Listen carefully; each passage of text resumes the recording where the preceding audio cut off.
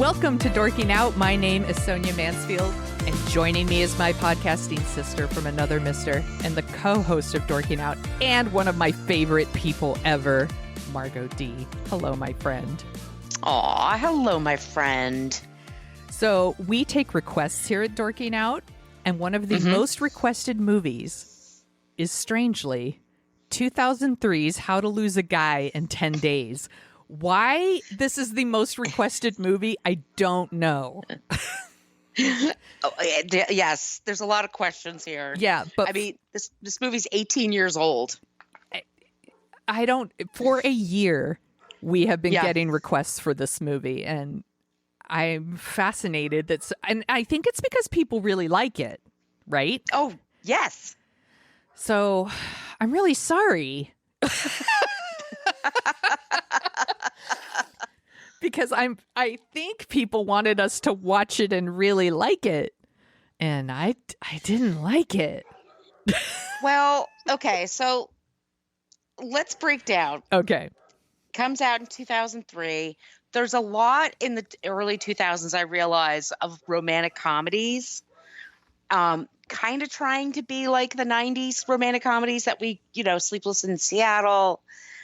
There was just like certain people, Sandra Bullock, Matthew McConaughey, all these people just put out romantic comedies like every year. There's Bride Wars, like there's just like another one all the time. And this is I think it's the first time Kate Hudson and Matthew McConaughey star together. If I'm wrong, I'm wrong. No, I think it is the first time, and then they did something else. Fool's Gold. Yeah. And they look great together. It's a great cast. The supporting cast is amazing. I'm trying to be nice. I think the beginning, I mean, it makes me miss New York. Oh, it's so New York after 9/11, a couple of years after 9/11, where we were kind of finding our groove back.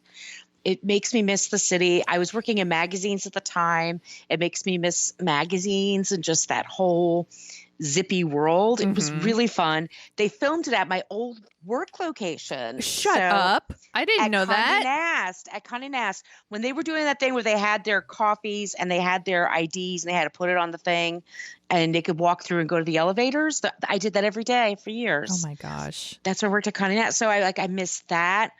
I think they have, like I said, an amazing Catherine Hahn's in this movie. Catherine Hahn. So good. She's so good. She's always good. Adam Goldberg, Thomas Lennon. Michael Michelle, who I met once. Oh, really? Yeah, I was doing work on, it was The Principal #2. And that starred Treat Williams and Michael Michelle.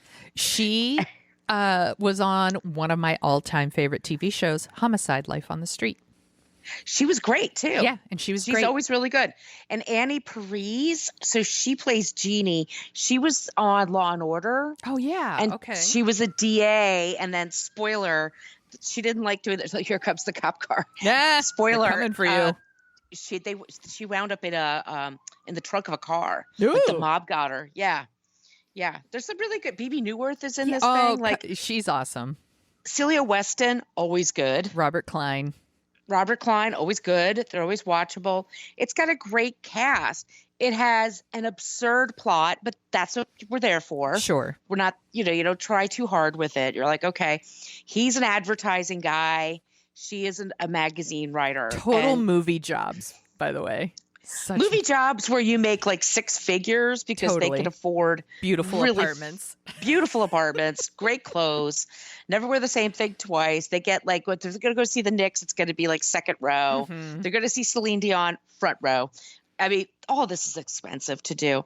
But he's dating her. He bets his boss in order to land the Diamonds account that he can make a woman fall in love with him in 10 days.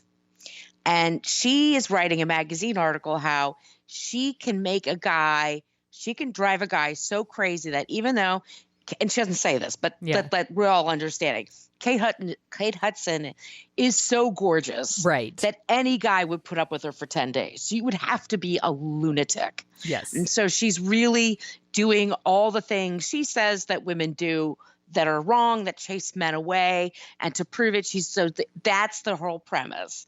So they're beginning with a lie. Mm-hmm. And then she does the things where it's very strange, because on the one hand, they make her like this basketball fan, Yes. basketball freak, but then she's willing to like be so annoying during the game that she loves so much. Yeah. Like, if you really love the game, you're not going to be in the middle of this nonsense. And then she does things like she goes to his nice apartment. It's a guy's apartment. It's a from total 2003. bachelor pad. Yeah, with leather couches and shit. Yeah. Like, we've all been in that apartment. And she goes in there and she puts like her tchotchkes, she gives him a dog to take care of. Kroll. It's all this ridiculous shit.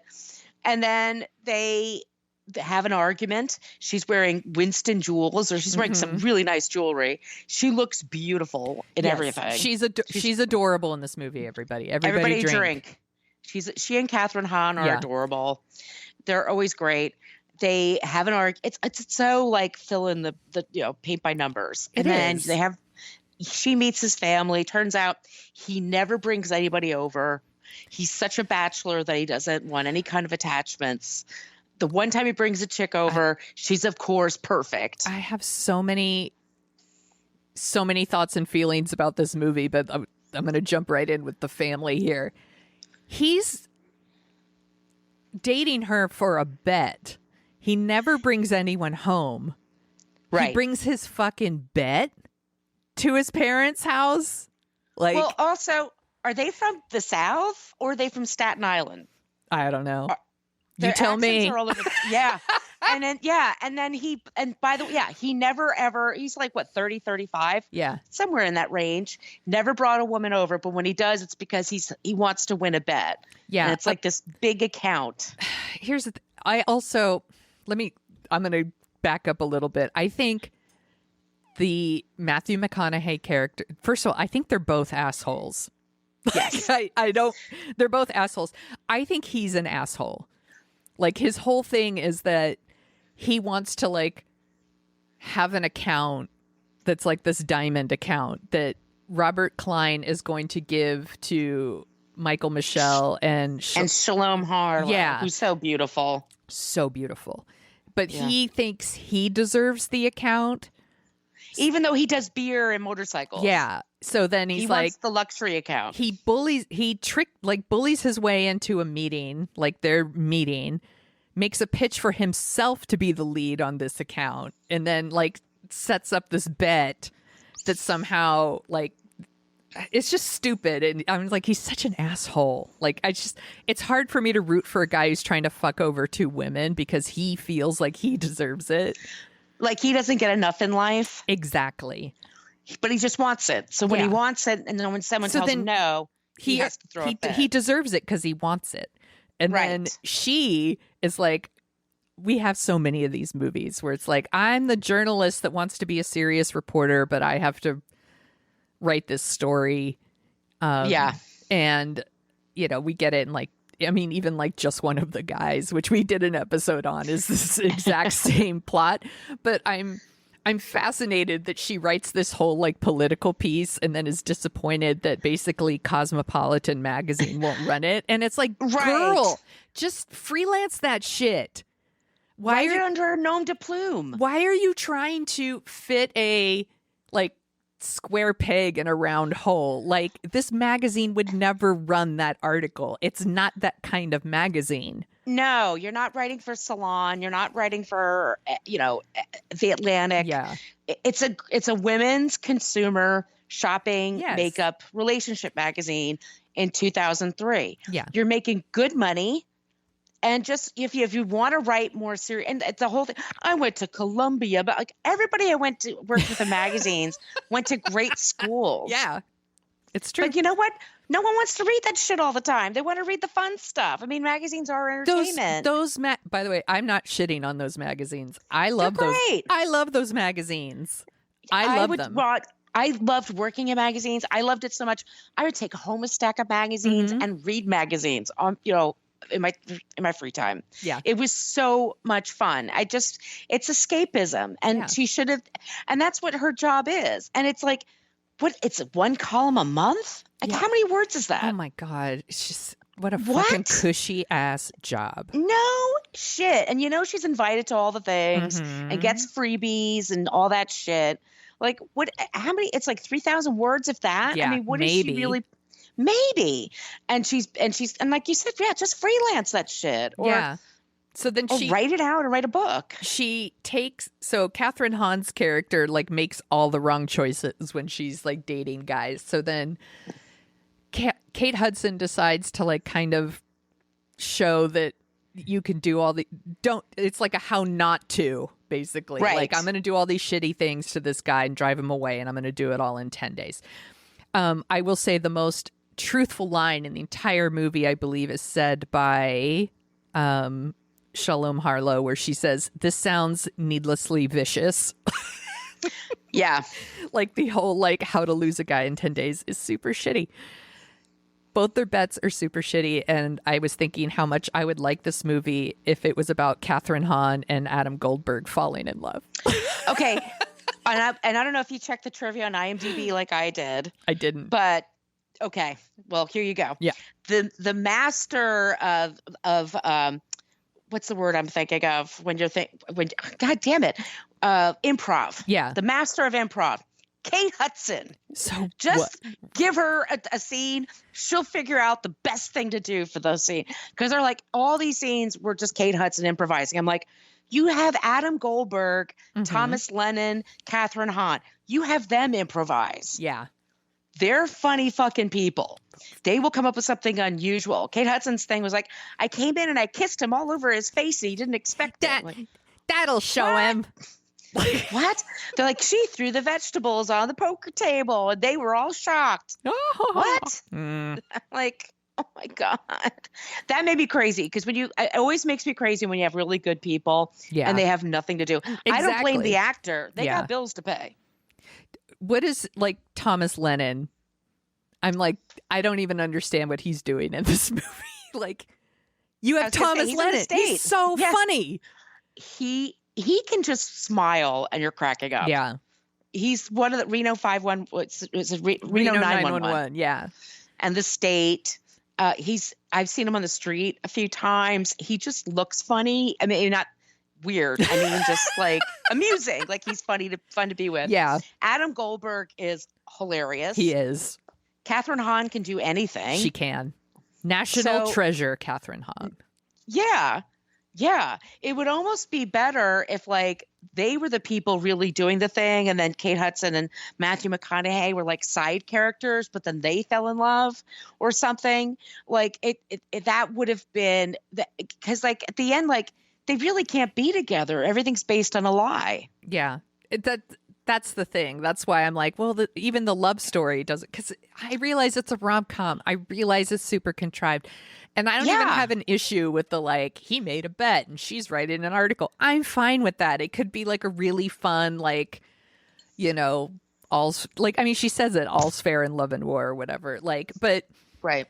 I just feel like the movie's so negative. It's so negative. It's cynical. It's cynical. That's the word I'm looking for. And just some of the stuff she does, I'm like, is this a thing that women do? Like, I know. Do they really show up at a dude's house and put stuffed animals and a pink blanket on their bed? Do they really give people love and they ferns? stuff tampons. Like the whole thing is tampons. Do they really buy a dog to give to a guy to take care of? Do women name their boyfriends' penises Princess Sophia? And then, and of course, like, he's tolerating all of this, right? Because he just wants her to fall in love with him. And there's this thing where he makes her dinner and he makes her lamb and then she lies and says she's a vegetarian. And they go to like a vegetarian restaurant. And of course it's like totally gross, like it's all like gross tofu and like and like because of that they can't watch the game. And I'm like, what? Right. That doesn't even make sense. Like, none of it made sense to me. As a vegan, I'm offended. But Yeah. Well, that was another case of she's watching the game in the kitchen. So then he can't know what's going on with the game. And then he wants to watch the score later and she's being annoying. It's like, I get the premise. Yes. You know, he's going to be so super accepting because he wants her to fall in love with him. She's going to be really annoying because she doesn't want him to fall in love with her. Right. That is the whole premise, but it's annoying. It's annoying. It's not fun. It's not fun for me to It wasn't fun for me. I know that people love this movie. I'm really sorry. I'm sorry. I like parts of it. I mean, I think the beginning is cute. I like all the stuff in New York. Yeah. When he takes her to meet the family, they seem really nice. Yeah. The dog is cute. Kroll. The dog what? Kroll. The dog. He's cute. The dog is cute. I mean, I also the jewels are pretty. Yeah. I also hate the marketing line he comes up with, frost yourself. What? That's stupid. It's the frosty. Fuck off. That's stupid. Yeah, that campaign's dumb. It's super dumb. And he stole it from Andy. And he gets all the credit. And then she turns in her article that her editor is not reading on a big computer screen, which was what they would do. They don't sit on their couch reading the hand printed, but she is at no notes or anything. But, oh, this is so perfect. And she's like, good, now I can quit. Ha! Got you burnt. I'm quitting this job. They can't get anybody else to do that column. You and I could do this with a head injury. Totally. We could put out a column like that. It's not challenging. It's so we'll jump to the end here. Let's skip to the end. There's this whole thing where he brings her to his stupid fucking diamond ball or whatever the fuck that thing is, and frost yourself, and there's diamonds everywhere, and she looks beautiful, by the way. She's wearing this gorgeous yellow dress that only someone like Kate Hudson could wear, because the rest of us, it would show every fucking roll on your body. No, she's so slim and just and curvy in the right place. It's beautiful. And now everybody can wear yellow, for God's sake. Whenever I can see somebody can wear yellow, I just kind of go, wow. Because I'm just this very pale brunette that looks like dog shit on me. I still wear yellow. I don't know if it looks good on me, but I wear it because I like colors. I'm wearing gray and black. Is that a color? Actually, I'm wearing gray and black today. We're dressed the same. Twins. Twinsies. So at this big ball, it becomes obvious to Robert Klein that she's in love with him, so that therefore Matthew McConaughey has won the bet. Then she finds out about the bet, and Matthew McConaughey finds out about the article, and then for some reason they sing "You're So Vain," and on the stage with Marvin Hamlish playing the piano. It's super awkward. Marvin Hamlish, super by the way, awkward and weird. And then, Matthew McConaughey's like, well, you did lose the guy, I'm leaving. And he leaves. And it's like, whatever. And then she writes the article. And the article, of course, is about how much she loves him, because that's what people want to read. And Baby New Earth says, I'm not going to let you write about politics. Because why would she? Because it's not that kind of magazine. So then, so Andy then is okay, quits her job, and she's going to leave for DC to interview for the job she actually wants. Meanwhile, Ben actually got his account. He stole that account from these two women and reads the article and is like, I love her, and gets on his motorcycle and chases her. And then is like, hey, don't follow your dreams. You should just stay here in New York with me. And she's like, yay. Okay. So we're missing something important. Okay. Because she's in a taxi going over the Queensboro. I don't remember. And he's following her on a motorcycle, and they're playing the song Follow You Down. We don't know what's happening with this, what's going on with this movie. That's the cue. Oh, he's going to follow her down. Get it? I don't get it. And I guess, yeah, she gives up her dreams of writing political things. Yeah. He's like, you could do that anywhere. Okay. Like, it's like so. It just made me like, he gets the big account and she quits her job. The end. Like, yeah. I don't, sorry. I know everyone loves it. I'm sorry. I do love that after they do it, finally, at his parents' house, because that's sexy. Being in the shower, too. Being at your parents' house. Nothing turns you on like that. Then she starts wearing her hair all curly because she's like her natural self. Yeah. You see? Mm-hmm. It's just weird. So he meets her at the park. I'm going to backtrack a little bit. He meets her at this bar. They go out to dinner and eat like crab or something. And he shits all over her job. Like, oh, are you cute? You know, what did he say? Are you saving the world one shopaholic at a time? I'm like, what a something like that. Yeah, I was like, what a fucking prick. Like, you're saving the world with your fucking sports equipment advertising program. You know, shut up. And then she turns into a crazy person to like write her article. But then she goes to his parents' house and she does not turn on the crazy. She's totally normal. She's totally normal. Like, is she bipolar? Like, what? Like, she's a totally different person when they're at his parents' house. And then they go back and she's like crazy again. And I know it's a romantic comedy and you have to let some shit slide, but. What about the fact that they meet at that bar? First, let's go back to the bar. Yeah. So Kate Hudson's at the bar with Annie Parise and Catherine Hahn. And Kate Hudson's like, I'm going to find a guy and I'm going to flirt with a guy. I'm going to whoop, whoop. And Kate Hudson just has to be in a bar. She'll find a guy. No shit. There's no work involved. But the one guy she notices, she didn't bother to check to see if he had a wedding ring on his finger. Rookie mistake. And then she's walking, like, pointing to the finger, like, oops, a boy. He's like, married. Like, what, are you kidding me? I know. There's lots of choices that are made here that are just, it could have used some better comedy writing. Yeah. There's whole sections that are just boring. So boring. Yeah. So boring. And I know there's just so much like stereotype stuff too. So it's like, oh, what's in a woman's purse? It's a mystery. You know, it's like, ugh. And then she takes him to a Celine Dion concert because LOL, of guys course. don't like Celine Dion.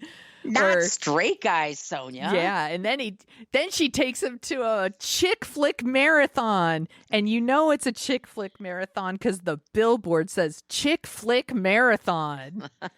Dudes don't like chick flicks. And she's talking so fucking loudly while he's watching the movie. Like, who are you thinking about right now? Oh my gosh.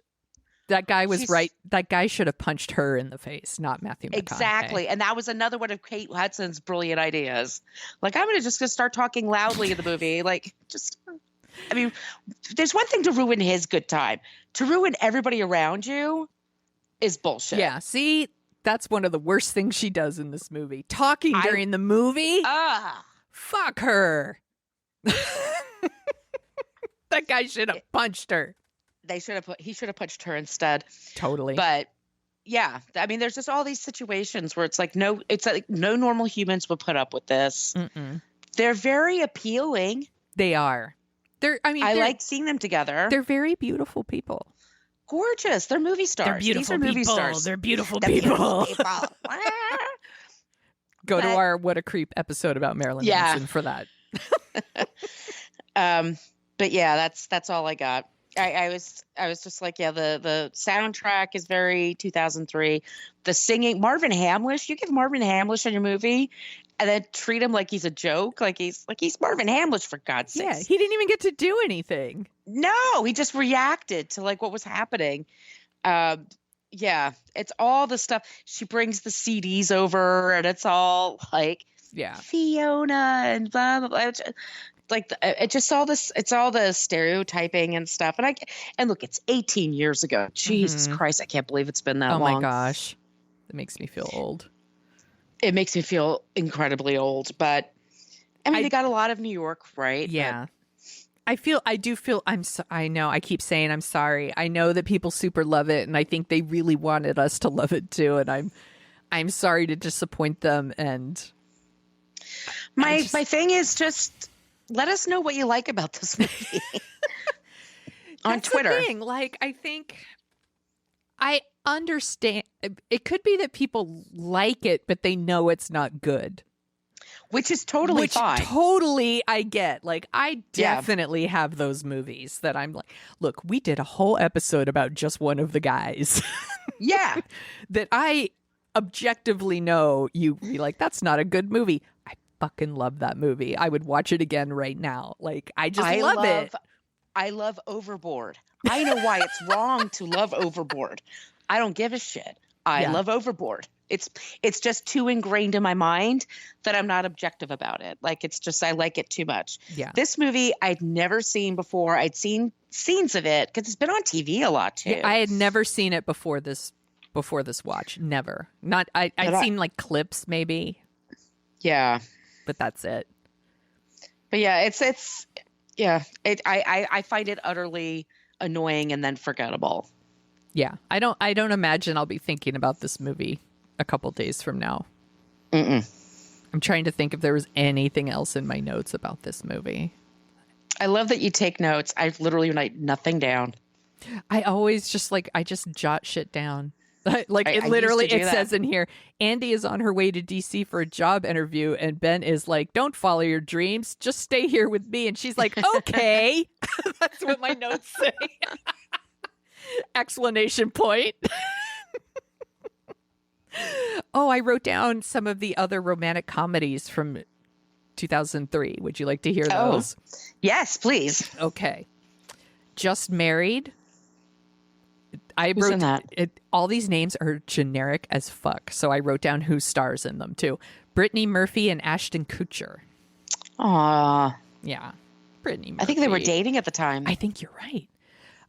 View from the Top with Gwyneth Paltrow, Mark Ruffalo, and Christina Applegate. That is fucking random. I know. I'm sure I saw it, but I don't remember anything about it. Down with Love. Who's in that? Ewan McGregor and Renee Zellweger.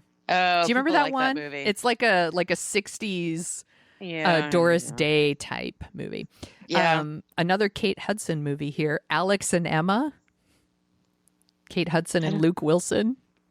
I don't know these movies. Oh my God. Honestly, I barely remembered it. I did remember this one. From Justin to Kelly. That's of course. The American Idol movie. Of course I remember that. That is such a bad movie. It's so bad. I saw it in the theater because I worked for a newspaper at the time and had to cover it. American Wedding, which is one of those American Pie movies. Oh, great. Oh, Geely. Oh, God. There's so many bad movies. This is why How to Lose a Guy in 10 Days did so well, because this is the competition. My Boss's Daughter, which starred Ashton Kutcher and Tara Reid. What? I'm not making these movies up. These are real things that existed and played in movie theaters. There was a Woody Allen movie called Anything Else with Jason Biggs and Christina Ricci. Oh, God. You might remember this one, Under the Tuscan Sun with Diane Lane. These are all so goddamn generic. There's like nothing. I should have made some up. That's special. I should have made some up so that you might try to see if you can fool me. This one is real. Intolerable Cruelty. Yes. Okay. I do remember that. George Clooney and Catherine Zeta-Jones. It's a Coen Brothers movie. Yeah. And I know you know this last one. Love, Actually. Yes, I do. None of these. None of them are good. Mm-mm. Maybe Down with Love. I feel like if I revisited Down with Love, maybe I would like it. But these other ones, I'm like, nope. Yeah, they're a big nope. Big nopes. Wow. Right? Oh my God. That was really weird. We were desperate for romantic comedies in 2003. I guess so. Wow. Do you want to hear some of the songs Yeah, I do. of 2003? Okay.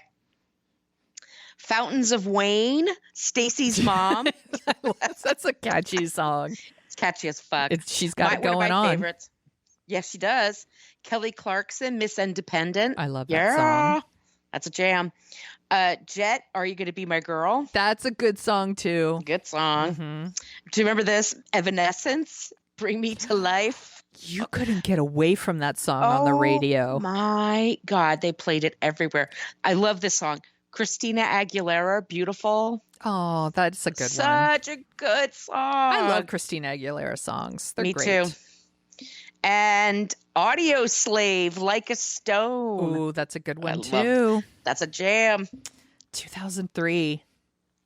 That was strange time of year. It was strange time. The early aughts. It's true. The music was so good though. Yeah. Back in my day, music was super good. No. Music is still good. I'm just being shitty. What else are you dorking out about, Margo?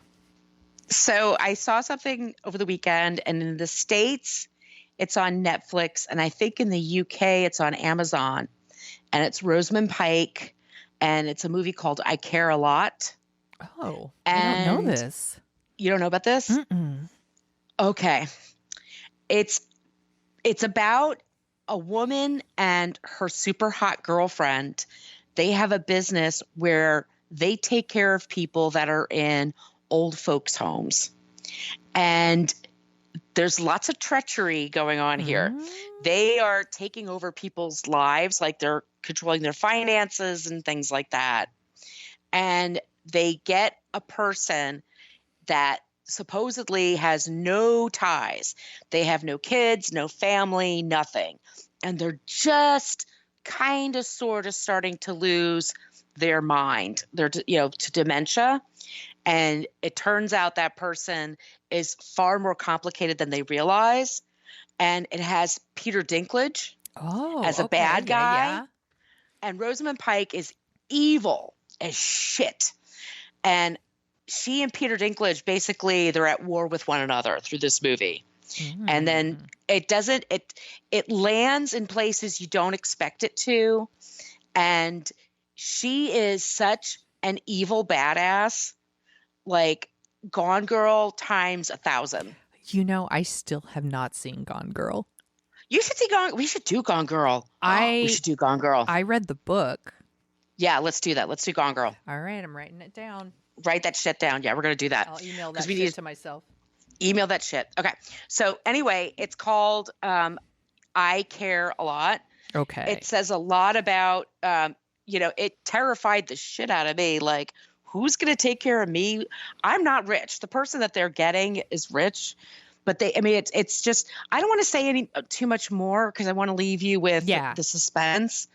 But it's just really great, interesting, terrible people. It's on Netflix, though. It's on Netflix. All right. And it was supposed to be like an independent film. I think it's a UK production, but they made it in Massachusetts. And Rosamund Pike, I can't stop. She's just like, she's so good. And Dinklage is so good. And Diane Wiest is in this movie. Ooh, okay. And the woman who plays her girlfriend, I'm sorry, I'm blanking on her name. She's super hot. Their relationship is really interesting. It's different and weird. It's called I Care a Lot. I Care a Lot. I'm going to look up if we can see who else is in it. It's got some great people. Isa Gonzalez? I think that's her girlfriend. Yeah. Okay. She's beautiful. Right. Putting it on the list. Yeah, it's some dark shit. Like if you're just in the mood for like a dark, gothic, evildoers, people like, what was that Spy versus Spy, like just people just trying to beat the crap out of each other and outwit each other. Yeah, I think you'll like it. I love Peter Dinklage too. Like, who doesn't like Dinklage? Yeah, I mean, come who doesn't on. like the Dink? Come on, the Dink is the best. He is the best. And he eats like eclairs in this movie, like that's his thing. And it's It's Boston. It's great. It's just great. I will put it on my list. I will definitely watch it. And I'm glad that Gone Girl's going to be on our list because I have wanted to see it for a long time and I haven't watched it. So I think last time we recorded, I had not seen this and now I've seen it. And like everyone else, I am totally in love with Barb and Star. Isn't it great? Go to Vista Del Mar. I have not stopped talking about this movie since I watched it. I think I might be in love with the movie because I can't stop thinking about it. Like, what pure joy that movie is. Like, I think you can rent it you rent it, but it's like full price right now. So it's like, it's $20. Like, it's a commitment, but you can watch it a few times before, and you'll want to before it expires. You get it for like 2 days or something like that. So you can watch it a couple of times, but especially in the middle of winter, like all that color, it's and just, the ocean, every scene is like, they're like, how do we make this the funniest scene it could possibly be? And it's like every scene is like that. It is filled with like just random. It's like, we'll just add a crab that sounds like Morgan Freeman. It's like, sure, why not? Like, we'll wear culottes. Okay. Like, just, and Jamie Dornan, I believe that's his name. The guy from the guy from 50 Shades of Grey. Like, he's so fucking funny in this. I had it's like a John Hamm thing where you don't know that they're funny. It's like, it's almost unfair. It's like, you're good looking and funny. What the fuck? Yeah. Like, not cool. But I'm absolutely like adore this movie. I mention it to like every single person I talk to at work. I'm like, did you watch Barb and Star yet? You didn't. I'm like, why are you working? Stop right now. Go watch Barb and Star. Watch Barb and Star. It's silly. It's fun. It's a great soundtrack. It's just what I need, especially like me being on the East Coast. Like, it's just been cold and gray, and it just and it's just fun. It's super fun. And I don't think it's mean. It's not a mean movie. No. Like, it has a lot of affection for those lead characters. And overall, it's a pretty positive movie. I just really enjoyed it. It's so fun. And now I need to own it because I just want to watch it all the time. Yeah, I might have to wind up owning it. Yeah. I don't know if can you buy it? I don't think you can buy it yet. No, but a few weeks. Don't wait. It'll be there. Yeah, but I'm like, I need it. I love it. Anyway, this was super fun. Margo, where can people find you on the internet? You can find me on social media at Brooklyn Fitchick for Twitter and Instagram, and my blog is brooklynfitchick.com. And if you like the sound of our voices, you can listen to us at What a Creep. That's our podcast where we talk about creeps.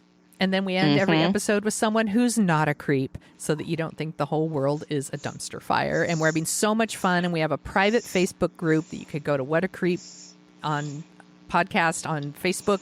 And if you don't look like a creep, we'll let you in the group. And you could talk about dorking out there too. People like to do that. But please, you are welcome to join us. And you can find me at thesoniashow.com and The Sonia Show on Twitter and Instagram, where I'm posting photos of my dogs and sometimes my kid, mainly cocktails. And you can email us at dorkingoutshow@gmail.com if you have requests. Like, this was a request. We take requests. So send us requests. Send us your address if you want some stickers. We have cute stickers.